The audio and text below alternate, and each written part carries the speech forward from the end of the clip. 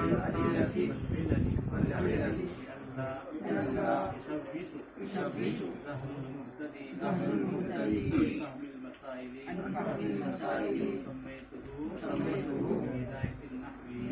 النحو رجاء أن يهدي الله تعالى به الطالبين